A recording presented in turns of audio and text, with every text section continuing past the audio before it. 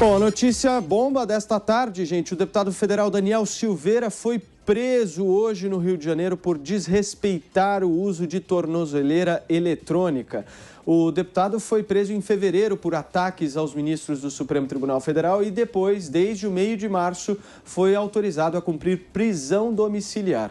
A decisão de hoje foi do ministro Alexandre de Moraes, a pedido da Procuradoria-Geral da República, que apontou cerca de 30 violações do uso da tornozeleira eletrônica. Eu quero saber dos nossos comentaristas o que vocês acham. Prisão justa, Serrão? Olha, dentro do modelito Gestapo, essa segunda prisão agora é justa, sim. Tem justificativa legal. Ele está preso, violou a tornozeleira eletrônica, então a regra é clara. Não precisa nem chamar o VAR. Nesse caso, ele teria que ser preso. Agora, vamos voltar lá atrás? O VAR manda voltar lá atrás. Daniel Silveira é alvo de uma arbitrariedade absurda.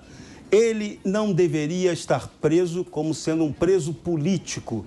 Ele foi preso no pleno exercício do mandato. Falou besteira? Concordo, todo mundo concorda que ele falou, mas ele falou dentro da prerrogativa do artigo 53 da Constituição, que dá a ele a garantia de exercer o seu mandato. Então, infelizmente, o Congresso Nacional Brasileiro abaixou a cabeça e aceitou que a liberdade parlamentar fosse detonada, tanto o Senado quanto a Câmara. Isso é uma vergonha para o Brasil. Mostra que aqui, realmente, isso aí foi uma das provas de que não temos democracia no Brasil. Agora, foi muito interessante o argumento do ministro Alexandre de Moraes para justificar a prisão do Daniel Silveira. Ele demonstrou total desprezo pela justiça. Peraí. Quem tem demonstrado desprezo pela justiça é o Poder Supremo. O Poder Supremo, quando instaurou aquele inquérito do fim do mundo, atropelando o Ministério Público, atropelando toda a institucionalidade, aí sim, isso foi um total desprezo pela justiça. Outro desprezo pela justiça foi a libertação, a possibilidade de Luiz Inácio Lula da Silva ter seus direitos políticos reabilitados para disputar a presidência da República em 2022. O Supremo Tribunal Federal, em sua maioria, deu um golpe, é isso que tem que ser dito, no Poder Judiciário, em 3 instâncias soberanas do Poder Judiciário que confirmaram a condenação de Lula. Agora é a gracinha. Ontem o herói Sérgio Moro, como bem lembrou o companheiro rubro-negro Marco Aurélio de Mello, que está de saideira do Supremo, o herói foi agora tratado como bandido. Então o Brasil vai mal do ponto de vista institucional, porque quem está desrespeitando o judiciário e a justiça, infelizmente, é quem deveria ser o guardião mor dela, o Supremo Tribunal Federal. Amanda Klein, foram 30 violações ao uso da tornozeleira eletrônica. Eu te pergunto o seguinte, ele pediu para ser preso? Pediu, é um desprezo, um desrespeito à justiça, ele já havia desprezado, desrespeitado a democracia e também o mandato parlamentar que lhe foi conferido pela população, pelo povo do Rio de Janeiro. Então, o Alexandre de Moraes listou aqui todas as regras, né, que foram quebradas. Foram rompimento de cinto e lacre da tornozeleira eletrônica, porque o Daniel Silveira saiu, mas saiu com algumas condicionantes. Ele tinha algumas medidas cautelares que tinha que obedecer nessa prisão domiciliar com tornozeleira eletrônica. E ele não cumpria, né? Muitas vezes, olha, 22 dessas violações referentes à falta de bateria, 5 referentes à área de inclusão. Ele já havia sido condenado a pagar uma multa de R$100 mil, uma fiança de R$100 mil, e insistiu nesse descumprimento. É importante ressaltar que essa volta à prisão foi pedida pela Procuradoria-Geral da República, seguiu todo o rito, né, jurídico. E sobre a questão que é muito mais discutível da primeira prisão do Daniel Silveira, eu acho que o Daniel Silveira, ele usa o escudo da imunidade do mandato parlamentar para atacar a democracia, para pregar a volta do AI-5, que justamente fechou o Congresso Nacional e não permitia que deputados como ele falassem e tivessem voz. E era justamente isso que ele pedia naquele vídeo que ficou no YouTube. O Alexandre de Moraes baseou-se na Lei da Segurança Nacional, principalmente nos artigos que citam ser crime subversão da ordem política e social e também criar animosidade entre as Forças Armadas e as instituições. É verdade que os parlamentares são invioláveis pelas suas palavras e votos, a não ser em crime flagrante e inafiançável. O Alexandre de Moraes analisou e chegou à conclusão que se tratava de um crime inafiançável. O vídeo no YouTube, ele disse que era um flagrante permanente. É muito discutível, vários advogados e juristas não concordam, mas o fato é que o Pleno do Supremo referendou e depois isso foi à votação 2 dias depois na Câmara dos Deputados, e a maioria dos deputados, por 364 votos, mantiveram a prisão de Daniel Silveira.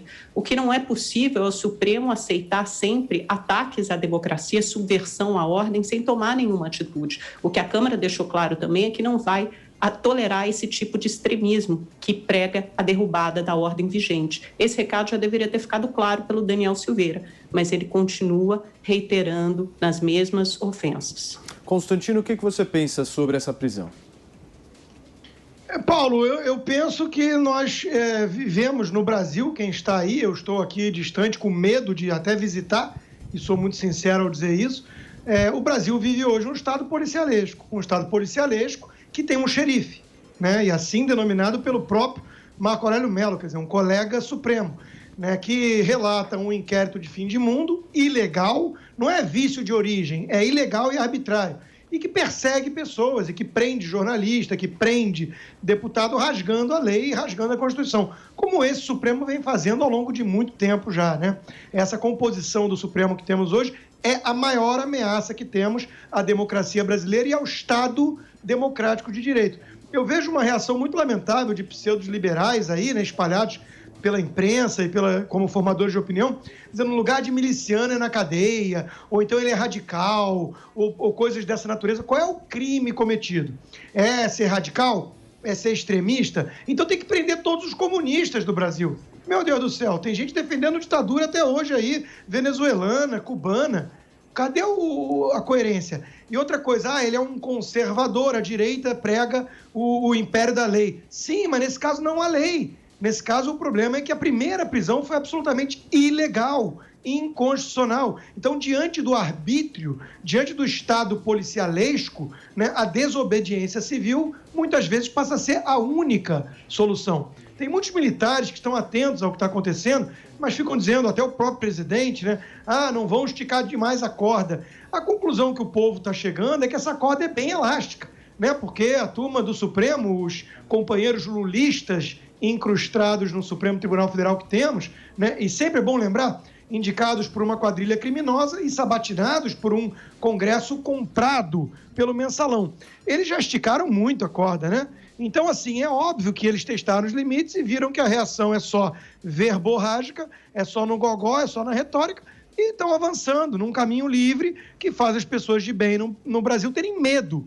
Medo, não do Bolsonaro, não da ameaça fascista imaginária que os cúmplices comunistas na mídia ficam espalhando, né? Porque isso não existe. Agora, a ameaça do Supremo existe. A deputada Bia Kicis, né, lamentou de novo essa segunda prisão em desacordo com as normas que regem o sistema penal e a Constituição Federal e concluiu: triste momento da nossa democracia. Eu vou um passo além.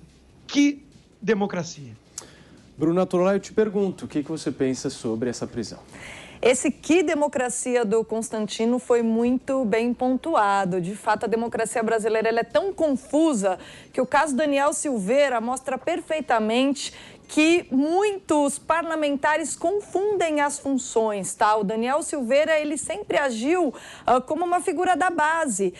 Cabe às pessoas que são a base de apoio ao governo, evidentemente, lamentarem a atuação do governo, lamentarem, por outro lado, esse comportamento completamente arbitrário dos ministros do Supremo Tribunal Federal. Isso é algo que os eleitores devem fazer, justamente porque eles não têm outra coisa para fazer, né? Um parlamentar tem recursos para combater todos os erros e todas as falhas institucionais, porque justamente ele tem o mandato que lhe permite fazer isso. E o Daniel Silveira confundiu as funções, né? Infelizmente, ele deu de bandeja para o Alexandre de Moraes. Para mim, o que eu vejo, que o Daniel Silveira fez tudo o que o Alexandre de Moraes queria, né? E ele não é, nesse sentido, um cara que represente de fato a mentalidade liberal conservadora, porque isso jamais seria feito por um deputado deputado como Luiz Felipe de Orleans e Bragança. Você não vê um deputado, né, da envergadura aí do Luiz Felipe fazer esse tipo de teatro, esse tipo de showzinho. E ele, de fato,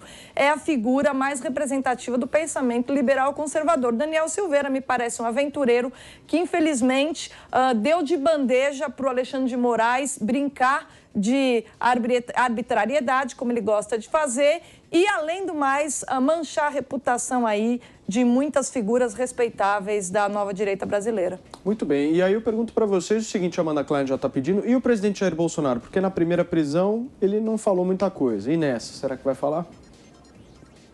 Acho que não, ele tem problemas muito mais sérios agora para se preocupar, a gente vai discutir isso no segundo momento, mas eu queria pontuar isso que a Bruna falou, eu acho que é muito interessante a gente fazer essa distinção entre uma direita conservadora que chegou ao poder e uma direita radical criminosa, que são coisas completamente diferentes. O Daniel Silveira, ele não faz a desobediência civil agora, depois que ele foi preso, ele já fazia isso antes, e pior, é desobediência às leis, desobediência à Constituição, ele queria derrubar a democracia, então ele usava uma prerrogativa da democracia, o seu mandato parlamentar para o qual ele foi eleito, a prerrogativa da imunidade parlamentar pela qual o deputado não é inviolável por seus atos, palavras e votos, para justamente pregar a derrubada dessa mesma democracia, a volta do AI-5, violência física contra ministros do Supremo Tribunal Federal. Ora, esse tipo de extremismo e radicalismo não cabe numa democracia, não cabe, isso está errado, isso tem que ser inibido. Isso tem que ser proibido e o Supremo Tribunal Federal tem que se posicionar. É uma posição firme, para muitos é discutível, sim, era crime flagrante, era inafiançável. O Supremo resolveu marcar uma posição. O ministro Alexandre de Moraes marcou essa posição e depois ele foi secundado por todos os seus pares. Por unanimidade, o Supremo Tribunal Federal decidiu, sim, manter a prisão do Daniel Silveira. E depois a Câmara dos Deputados também entendeu que ali não era o lugar de extremismos. Porque se você abre a porteira para um Daniel Silveira, daqui a pouco a gente tem 2, 3, 4, quiçá a Câmara toda, que tipo de regime teremos amanhã, um regime autoritário, um regime radical, como ele prega, e continua pregando, porque ele continua desobedecendo, sambando na cara da justiça, da Constituição e da democracia. Isso não pode ser tolerado. Então a gente tem que fazer uma posição firme aqui, tem que tomar uma posição firme em defesa das leis, em defesa da democracia. Você, Bruna. Olha, na verdade, o Daniel Silveira não fez nenhuma defesa de AI-5, não. Daniel Silveira é um cara totalmente despreparado, que confunde os papéis de eleitor, que quer cobrar o Estado por suas falhas, e de parlamentar que tem condição perfeita de combater ali aquelas falhas no interior da máquina, né? O deputado Daniel Silveira é um cara confuso, é um cara despreparado. Pior que ele foi o Congresso, que se mostrou, como o Serrão disse muito bem, subserviente ao Supremo Tribunal Federal. O Congresso se mostrou refém, porque, goste ou não, tem o deputado Daniel Silveira agido de maneira completamente equivocada ou não, e eu acho que ele agiu, foi equivocado.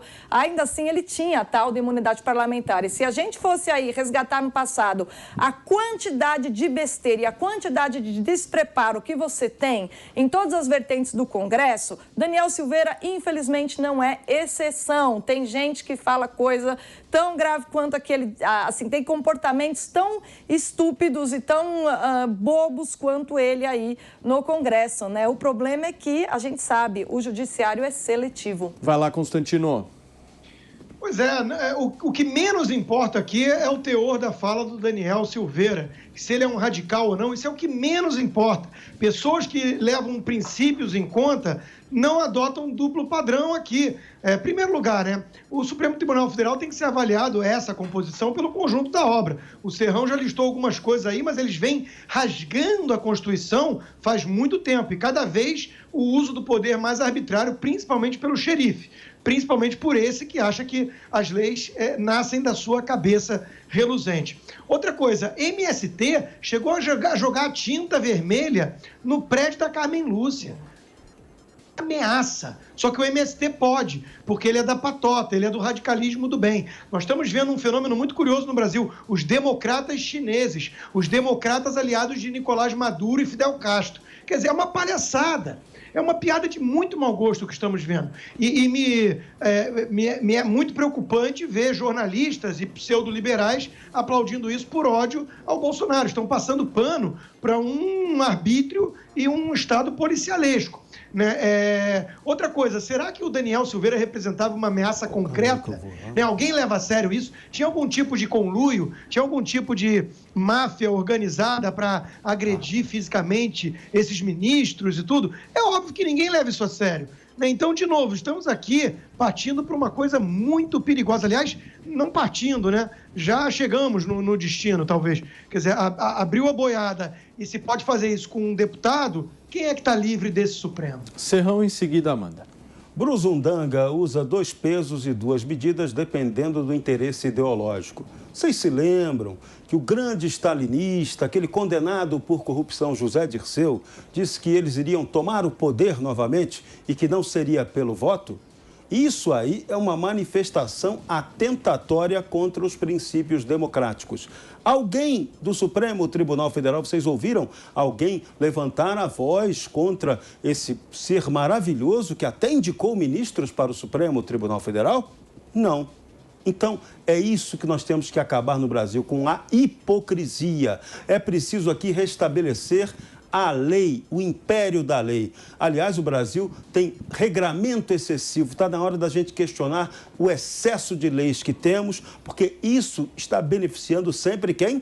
O infrator, as grandes bancas de advocacia, o crime institucionalizado, aquele que pode pagar para ter o sistema judiciário a seu favor. Repito, a gente precisa no Brasil de judiciário, de justiça e não de um judaiciário lazarento, que é o que temos hoje. Amanda. Não, rapidamente, só para terminar, para encerrar esse assunto, eu acho que sempre se faz uma falsa equivalência, joga tudo no balaio para confundir propositalmente. A gente teve quase 16 anos de governo de esquerda, de governo PT, que teve milhões de erros, e a gente pode enumerar uma longa lista de críticas, mas certamente nunca houve tantos ataques à democracia como nesses 2 anos e meio de governo Bolsonaro. Então, é impossível fazer essa falsa equivalência. Dizer que eles gostam ou enaltecem ditaduras como Cuba, Venezuela, eu acho péssimo, acho um tiro no pé, mas isso não significa impor um governo autoritário no Brasil, nem seguir o mesmo modelo no Brasil, tanto que isso não aconteceu em quase 16 anos de governos petistas. Então, é fazer de novo uma falsa equivalência. O que o Daniel Silveira, será que ele representa uma ameaça de verdade? Pois é. Será que o Donald Trump representava uma ameaça de verdade? Ficou lá 2 meses repetindo o mantra da fraude nas eleições americanas, que culminou com aquele episódio lamentável que deixa uma mancha na história da democracia americana de invasão ao Congresso, de invasão ao Capitólio, que resultou o quê? Pelo menos 5 mortos, outros feridos e centenas de vidas estavam lá dentro, de deputados e do vice-presidente ameaçadas. Então, isso não pode ser tolerado. É por isso que o Supremo Tribunal Federal tem que se posicionar firmemente desde já, sim. Vai lá, Constantino. Bom, o PT cometeu o ato de mais agressão à democracia com o Mensalão e o Petrolão, que é a compra do Congresso. Mas não só isso, aparelhou a máquina toda, tentou comprar a imprensa, né? E nesses últimos 2 anos e meio de governo Bolsonaro, nós não tivemos nenhum ataque à democracia, 0. Aliás, nem a imprensa. Né, continua livre para chamar o presidente de genocida e tudo mais. O presidente Lula queria expulsar um correspondente do New York Times só por falar dos seus hábitos de bebida. Né? Então, realmente, são pessoas que vivem no mundo da lua e acham que o PT não representou ameaça à democracia, mas o Bolsonaro representa. Sobre o Trump, não vale nem a pena voltar nessa história, mas é só curioso apontar que os mesmos que condenam a invasão do Capitólio, com toda razão, mas não razão em atribuir isso a Trump, são os que defendem os índios de Hilux que tentaram invadir o Congresso. Vai lá, Serrão. A corrupção é uma forma hedionda de afronta à democracia. E o Supremo Tribunal Federal brasileiro cometeu seu maior erro institucional ao perdoar Luiz Inácio Lula da Silva, que foi condenado por 3 instâncias da justiça de maneira justa e perfeita. Então, sim, o PT atacou, afrontou a democracia com a corrupção, mas vai receber o seu devido troco ano que vem. Amanda, você. O maior ataque à democracia é atacar a imprensa todos os dias, sim, né, com vários xingamentos, dizer que a imprensa nunca sofreu ataques nesse governo, só se for uma piada. atacar e enfraquecer as instituições, promover atos antidemocráticos, com fechamento do Supremo Tribunal Federal, fechamento do Congresso Nacional, volta do AI-5, exaltação da ditadura militar. São milhões e milhões de exemplos de ataques frontais à democracia o tempo inteiro, suspeitar das eleições, suspeitar das urnas, da legitimidade das urnas sem apresentar qualquer prova. Então, são inúmeros exemplos de ataques à democracia cotidianos desse governo. Bruna. Na verdade, é muito engraçado como as pessoas costumam confundir você denunciar tudo que está errado por aí com fatos, de fato, assim, práticas, né, e tentativas de você realmente destruir a democracia. A gente precisa lembrar que você dizer, por exemplo, que a imprensa ela tem um lado, você dizer que a imprensa serve a interesses internacionais e você tentar regulamentar a imprensa, como fez a senhora Dilma Rousseff, são coisas muito diferentes. A gente não vê em nenhum momento o governo Bolsonaro tentar se meter na imprensa, ao contrário, ele apanha. O que ele faz é dar aquela reclamada, né? Porque também isso ele tem liberdade e o direito de fazer, dar uma reclamada, mas em nenhum momento há alguma tentativa concreta, como aconteceu de fato no governo Dilma, de se regulamentar a imprensa. Muito pelo contrário, a imprensa é mais livre do que nunca e justamente por isso Bolsonaro é aí, por um lado compreendido, por um lado vilipendiado e continua ali firme na sua posição de vitrine, que é a posição de todo presidente da República. Caminhando para fechar esse assunto, Constantino, vai lá. Resumindo o que a Bruna acabou de dizer, o presidente Bolsonaro manda jornalista militante, na verdade, disfarçado de jornalista, calar a boca. O Lula pagava para a imprensa calar a boca. Há uma grande diferença.